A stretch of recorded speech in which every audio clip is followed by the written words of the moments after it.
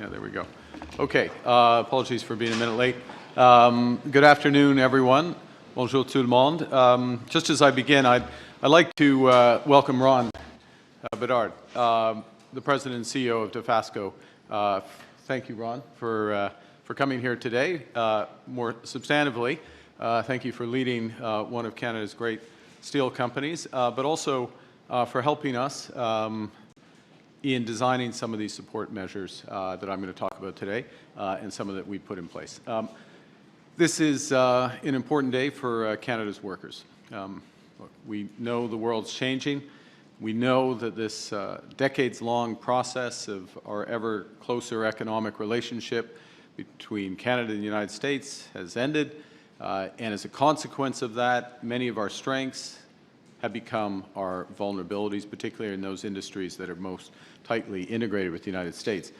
Headline, last year, 75% of our exports went to the U.S. 90% of our lumber exports went to the U.S. 90% of our aluminum exports went to the United States. 90% of our steel exports went there, all bound for a single market that has changed. Overall, for the Canadian economy, we estimate that U.S. tariffs and the uncertainty that they're creating will cost Canadians around 1.8% of GDP. That's about $50 billion lost from our economy, or the equivalent of $1,300 for every Canadian. And this is happening fast. It's a rupture, which means that our economic strategy needs to change dramatically and rapidly. And that change is in Budget 2025, our plan to confront these challenges and emerge even stronger, to move our economy from reliance to resilience, and to give ourselves far more than any foreign nation can ever take away. Le budget vise à bâtir un Canada fort en mettant l'accent sur ce que nous pouvons contrôler, c'est-à-dire bâtir ici, chez nous, afin de protéger les Canadiens et Canadiennes et de leur donner les moyens de réussir. Stimuler notre productivité pour assurer une prospérité durable. Transformer la façon dont le gouvernement travaille pour vous. Diversifier nos partenariats commerciaux à l'étranger afin de créer plus de possibilités et d'accroître notre indépendance. The core of the strategy in Budget 2025 is to unleash $1 trillion in total investments in Canada over the course of the next 5 years. That alone will increase our GDP by over 3.5%, or $3,500 for every Canadian worker, more than twice what's being taken from us. Now, to help get there, we must protect our workers and our industries who are most exposed to U.S. tariffs. That means in steel, aluminum, auto, and lumber sectors. Help them bridge to the future. Nous avons déjà pris des mesures décisives pour limiter les exportations d'acier étranger, devenir notre meilleur client en achetant canadien, permettre à nos industries stratégiques de se diversifier et de conquérir de nouveaux marchés, protéger nos travailleurs et nos industries qui sont touchés par les droits de douane américaines.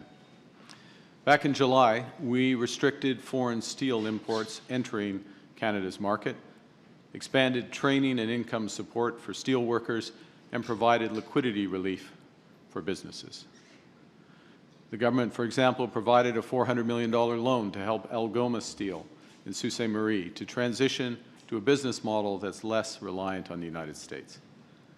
In August, we introduced new measures to help the softwood lumber industry stay competitive, including financing for company restructuring, investments to diversify products, income and training supports for affected workers, and prioritizing Canadian lumber in home building.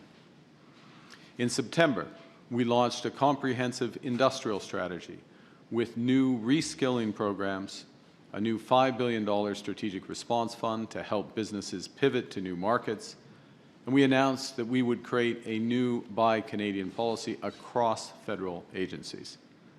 We also reduced red tape and increased loan limits to help large firms access the liquidity that they need. These measures are working. We've received close to 1,500 applications from companies across the steel, aluminum, lumber, manufacturing, automotive, and seafood sectors through our Regional Tariff Response Initiative. In the steel sector alone, more than 230 firms have applied and support's already being delivered.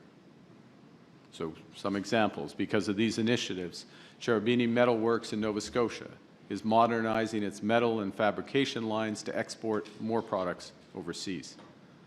And Hooper Welding in Hamilton will grow its capacity to produce fabrication equipment required for Canadian and international energy projects. Grâce à ce financement ciblé, les entreprises canadiennes intègrent de nouvelles technologies, lancent de nouveaux produits pour diversifier leur marché, s'assurent de jouer un rôle dans les chaînes d'approvisionnement nationales et, par ces améliorations, participent à des missions commerciales partout dans le monde. Our investments are also protecting workers, providing relief to nearly 37,000 Canadians during this period of uncertainty. So far, they've prevented more than 14,000 Canadians from losing their jobs. More broadly, across our economy, employment is rebounding after the early impacts of the trade war. More than 120,000 total jobs have been created since March. What we're doing today is to reinforce that momentum with new strengthened measures to accelerate the transformation of the Canadian steel and lumber industries, to build strong domestic demand for their products, and to empower their workers and businesses to seize new markets at home and abroad. So these new measures focus on three core objectives. First, to further limit foreign steel imports so as to increase domestic demand for Canadian steel producers. Second, to make it easier to buy and build with Canadian steel and lumber. And third, to invest in workers and businesses so they have the tools and the resources that they need to drive this industrial transformation. So let me start with limiting foreign steel imports to ensure that our steel producers have a bigger share of our market. Doing so will unlock hundreds of millions of dollars in domestic demand for those producers. We will reduce tariff-free steel imports from non-free trade area partners from 50% of 2024 levels, as it is today, to 20% of those levels. This will open up more than $850 million in new domestic demand for Canadian steel.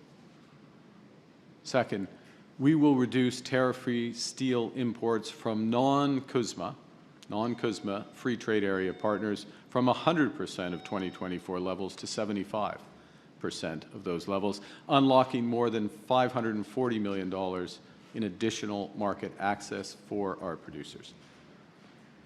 We'll impose a global 25% tariff on targeted imported steel derivative products, such as wind towers, prefabricated buildings, fasteners, and wires, to grow demand for Canadian-made steel. Those products as a whole represent about a $10 billion market. And we will toughen our broader compliance measures to prevent foreign steel dumping. To do so, the Canadian Border Service Agency will be equipped with a dedicated steel compliance team, enhanced detection of false declarations, and expanded online reporting tools. Our temporary horizontal remission of Canadian tariffs on imports has helped Canadian businesses deal with the early impacts of those tariffs. However, over the longer term, such broad remissions would only hurt Canada's steel sector. So to move away from relying on imported steel and to give Canadian companies time to adjust their supply chains to use Canadian steel, those temporary remission measures will end on January 31st, 2026, for steel used in Canada for manufacturing, food and beverage packaging, and agricultural production. Now, The second broad way to drive transformation of our strategic industries is by becoming our own best customer. So we'll build big with Canadian suppliers, investing in roads, bridges, homes, and community centres. A bit later this year, we'll implement that Buy Canadian policy, which will ensure that Canadian materials, including steel and lumber, are prioritized in all contracts over $25 million, and that this applies across federal grants and contribution programs, especially those in infrastructure. To maximize the use of Canadian softwood lumber in housing and infrastructure, we will prioritize shovel-ready, multi-year projects that can begin in the next 12 months using, of course, Canadian wood. With a funding allocation of roughly $700 million next year, Build Canada Homes, our new federal home building agency, this alone will create $70 to $140 million of new demand for Canadian wood products and attract private and provincial capital to multiply that impact. In order to build on that, I'm announcing today that we will make it more affordable to transport Canadian steel and lumber across this country by cutting freight rates for transporting steel and lumber interprovincially by 50%. We'll do that through funding directly Canadian National and Canadian Pacific Kansas City Railways. And finally, we will increase protections for Canadian steel and lumber workers and those businesses so they can adapt and seize new opportunities. We'll help employers retain workers by expanding our earlier supports and enhancing our work-sharing programs, increasing income replacement ratios, income replacement benefits from 55% to 70%. We will also provide an additional $500 million to the Business Development Bank of Canada's Softwood Lumber Guarantee Program to ensure that companies have the financing and the credit support that they need to maintain and restructure their operations during this period of transformation. And similarly, we will deploy $500 million in funding under the Large Enterprise Tariff Loan Facility, specifically for softwood lumber firms, the larger ones facing liquidity pressures. We'll make it easier for the forestry sector to access federal support by establishing a single window for applications, a one-stop shop to help companies navigate our broad suite of support programs.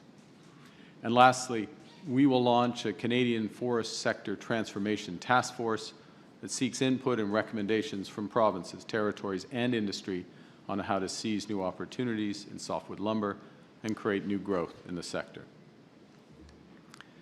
Ces mesures de soutien, jumelées à celles mises en place plus tôt cette année, permettront aux producteurs d'acier canadiens et de bois d'œuvre canadiens de bénéficier d'un accès au marché intérieur représentant des centaines de millions de dollars.